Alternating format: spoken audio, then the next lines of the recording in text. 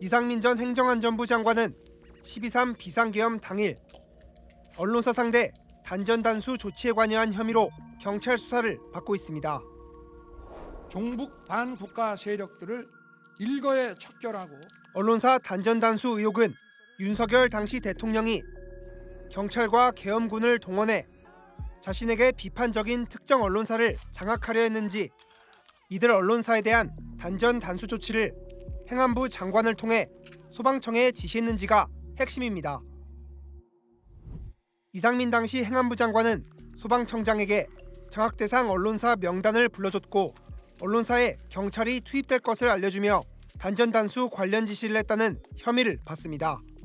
12.3 내란 당시 계엄군의 장악 대상 기관에 MBC가 포함됐던 사실이 드러났습니다. 실제로 윤석열은 계엄 선포 전 경찰청장과 서울경찰청장을 불러 장악 대상 언론사 이름이 기재된 계엄 계획 문건을 전달하기도 했습니다. 피고인은 행정안전부 장관 이상민에게 24시경 한겨레 신문, 경향신문, JTBC, MBC, 여론조사 꽃을 봉쇄하고 소방청을 통해 단전 단수를 하라는 내용이 기재된 문건을 보여주는 등 비상계엄 선포 이후의 조치 사항을 지시했다. 이에 이상민은 2024년 12월 3일 23시 37분경 소방청장 허석권에게 전화해 24시경 한겨레 신문, 경향신문, JTBC, MBC, 여론조사 꽃에 경찰이 투입될 것인데 경찰청에서 단전 단수 협조 요청이 오면 조치해줘라 라고 지시했다. 만약 공소장 내용이 사실이라면 이상민 전 장관은 윤석열의 불법 계엄에 가담한 내란 공범입니다. 이 전 장관은 의혹을 정면 부인하고 있습니다. 대통령 탄핵 사건의 7차 변론기일을 진행하겠습니다. 대통령이나 국방부 장관으로부터 언론사 등 특정 건물에 대한 단전, 단수에 대한 조치를 구두로라도 지시받은 적 있습니까? 전혀 없습니다. 그러면 증인 소방청장에게 지금 아까 말씀드린 그런 장소에 대해서 단전 단수하라고 지시한 적은 없다는 말씀이세요? 그렇습니다. 뉴스타파는 내란 수사 기록과 헌재 증언 뒤에 숨겨진 이 전 장관의 거짓말을 확인했습니다.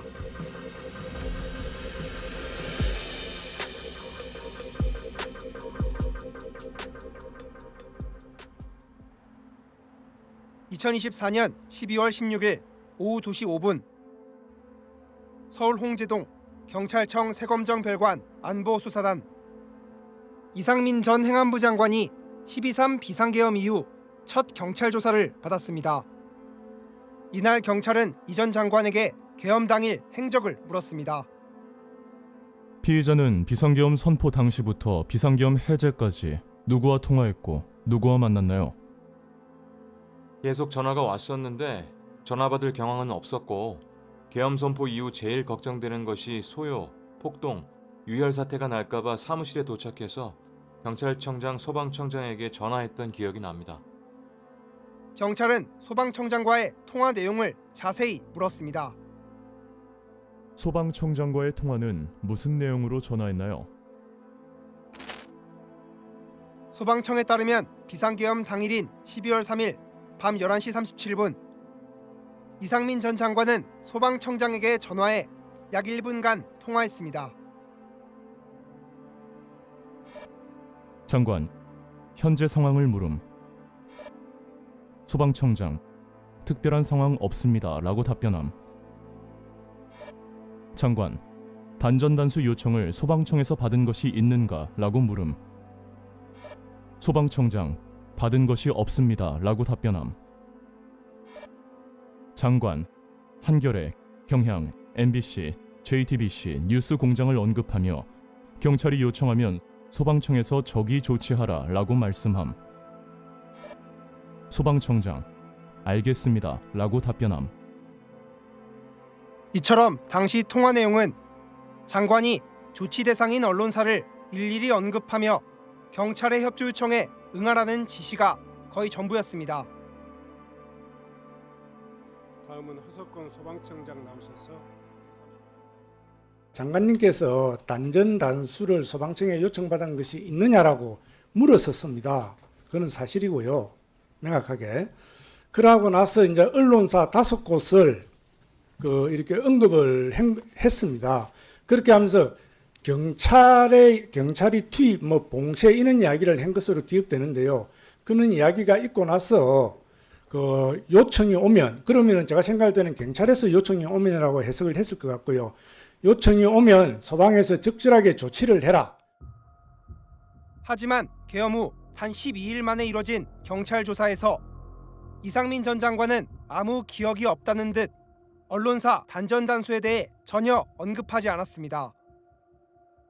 소방청장과의 통화는 무슨 내용으로 전화했나요? 소방청장에게 전화해서 사건 사고 들어온 것이 있냐, 때가 때인 만큼 국민들 안전 각별히 챙겨달라고 했습니다. 정말 기억이 나지 않은 걸까? 경찰 조사 당시 이 전 장관은 얼마든지 경찰을 속일 수 있었습니다. 이 전 장관이 경찰 조사를 받은 날은 지난해 12월 16일, 단전 단수 의혹은 올해 1월 13일이 되어서야 처음 알려졌습니다. 오전에 익명의 제보가 있었습니다. 그래서 오후에 허석권 소방청장에게 질의를 하니 허 청장이 인정을 하더라고요. 당시 행안부 장관이었던 이상민 장관으로부터 지시사항이 있었습니까? 전화를 제가 회의 중에 네. 전화를 한번 받았습니다. 경찰에서든 어디 기관에서든 주요 언론사에 대한 단전 단수를 할 때 소방청이 협조해라 이런 지시 있었습니까? 약간 그런 뉘앙스였어요. 그리고 폭로 이후인 지난 2월 헌법재판소에 나온 이 전 장관의 주장은 기존 경찰 진술과 크게 달랐습니다. 제가 대통령실에서 종이 쪽지 몇 개를 좀 멀리서 이렇게 본 게 있습니다. 그런데 그 쪽지 중에는 소방청 단전 단수 이런 내용이 적혀져 있었습니다. 비상계엄이 선포가 되고 제가 이제 광화문으로 돌아가는 제 차 안에서 그 쪽지 본 게 생각이 났습니다. 소방청장에게 전화하면서도 아까 그 쪽지가 생각이 또 나고 걱정이 돼서 만일의 경우를 대비해서 국민의 안전에 대해서 최우선적으로 그리고 꼼꼼히 챙겨달라는 취지에 당부를 한 거고. 계엄 직후 경찰 조사에서는 소방청장과 단전 단수 얘기는 해본 적도 없는 것처럼 행동한 이 전 장관이 소방청장의 폭로가 나오자 자신을 변호할 목적으로 단전 단수 통화 경위와 내용에 대해 자세히 설명하기 시작한 겁니다. 35년 경력의 법조인인 이 전 장관이 단전 단수 시도의 위법성을 이미 알고 계엄 직후 경찰 조사에서 거짓말로 단전 단수 의혹을 숨기려 했던 것은 아닌지 의심됩니다.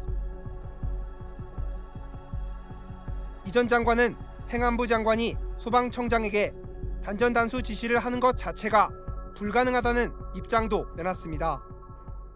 행정안전부 장관에게는 소방청장을 지휘하거나 어떤 지시를 할 권한이 전혀 없습니다. 이태원 참사 이후에 헌재 결정문에도 나와 있지만은 행안부 장관에게 경찰이나 소방에 대한 지시 권한이 없다는 것은 다 알려진 상황이었고. 그런데 소방청장에 대한 지휘 권한이 없다는 이 전 장관의 주장은 전혀 사실이 아니었습니다. 이 전 장관이 언급한 본인에 대한 헌재의 탄핵심판 결정문입니다.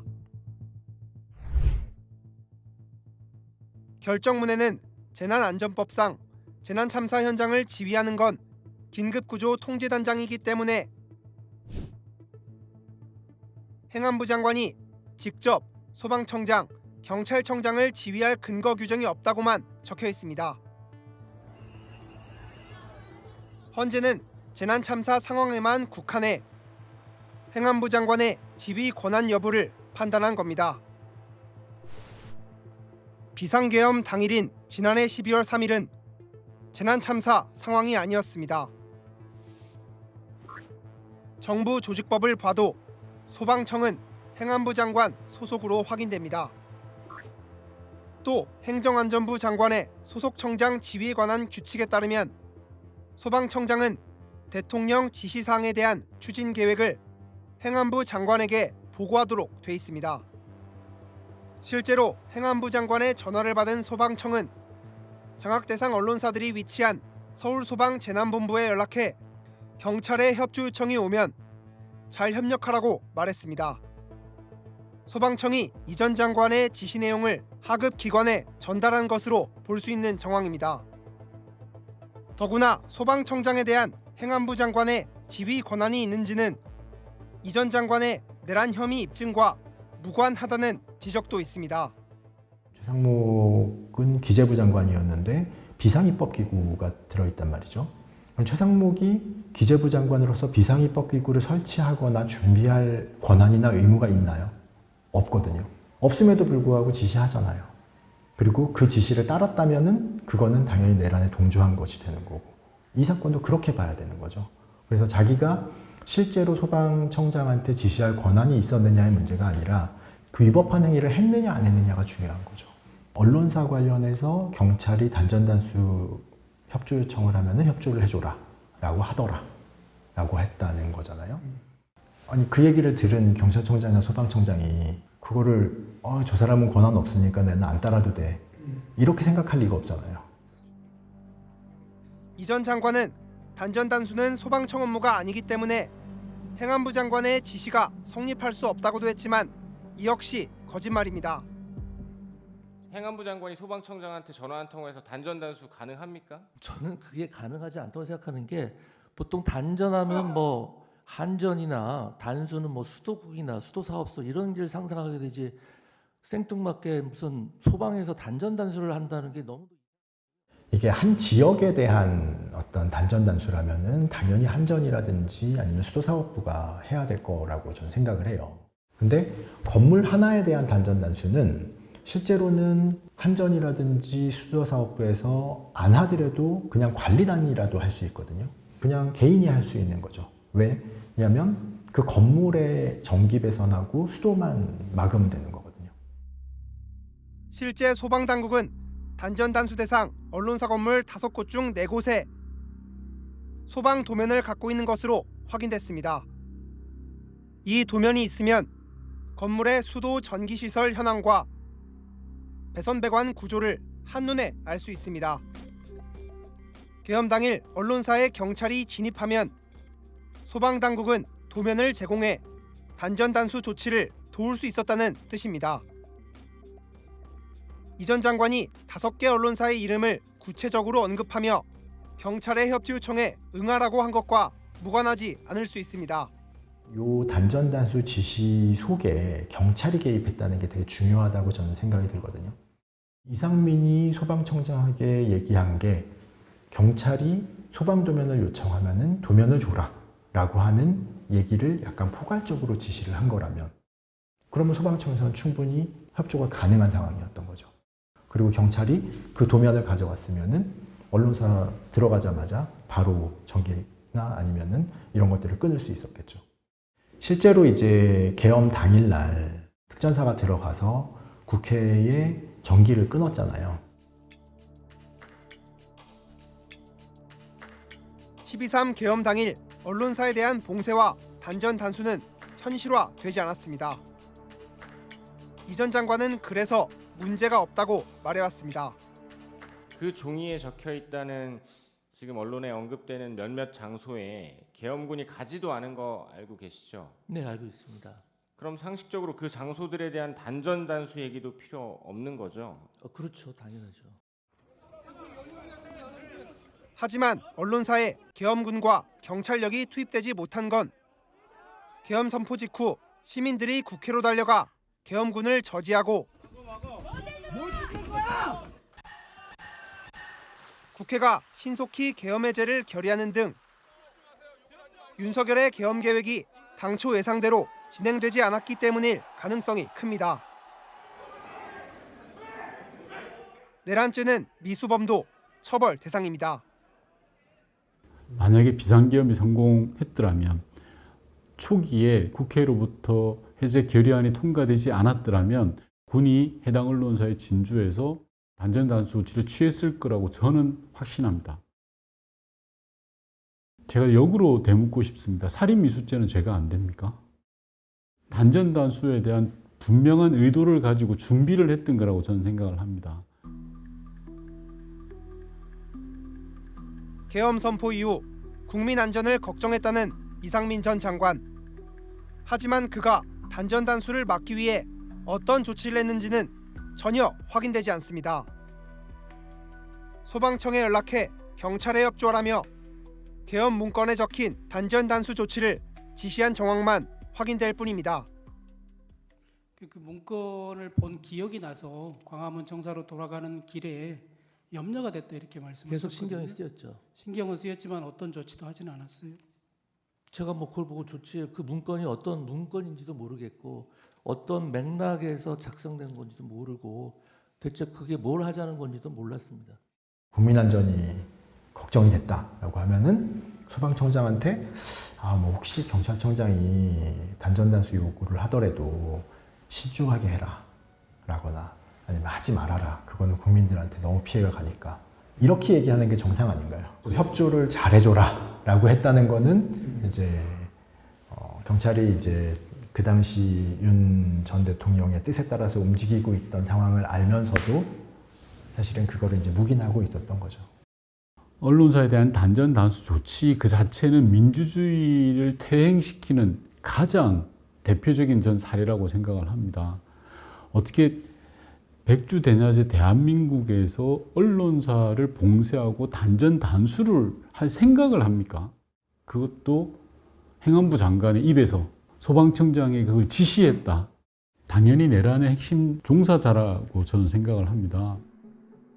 뉴스타파는 이상민 전 장관에게 연락해 왜 경찰 조사 때는 언론사에 대한 단전 단수 내용을 숨긴 것인지, 행안부 장관이 소방청장에게 지시를 내릴 수 없다고 본 근거가 무엇인지, 왜 소방청장에게 경찰의 협조 요청에 응하라고 한 것인지 등을 물었습니다. 이 전 장관은 답변을 거부했습니다.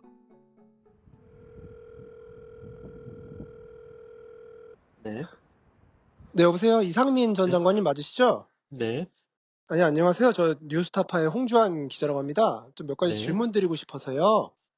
지금 인터뷰 일체 응하지 않습니다. 그럼 혹시 네. 변호사 있으시죠, 지금? 이후 거듭 반론을 요구했지만 이 전 장관은 답하지 않았고, 답을 듣기 위해 자택 주변에서도 해명을 요청했지만 답변을 들을 수 없었습니다. 장관님, 뉴스타파 홍주환 기자입니다. 그때 연락을 안 받으셔서 왔는데 한번 답변해 주시죠. 아니, 그때 지난해 12월 경찰 조사에서는 단전 단수 의혹 일체 가랑 안 하시지 않습니까? 거짓말 하신 거 아닙니까? 거짓말 하신 거 아니에요? 네? 인정 안 하십니까? 단전 단수 관련해서 자료 확보하셨나요? 업무 스톱이나 노트북, 컴퓨터도 확보하셨습니까? 어떤 자료? 지난 2월 경찰은 이상민 전 장관의 자택과 집무실, 소방청장 자택과 집무실 등을 압수수색한 데 이어 최근 대통령 집무실의 CCTV도 일부 열람해 곧 확보할 예정입니다. 윤석열의 계엄 문건을 이 전 장관이 어떻게 보게 된 것인지, 왜 이 전 장관은 거듭 거짓말을 한 것인지, 의혹을 규명할 증거 확보가 필요하지만 경찰 수사는 여전히 더딘 상황입니다. 뉴스타파 홍주환입니다.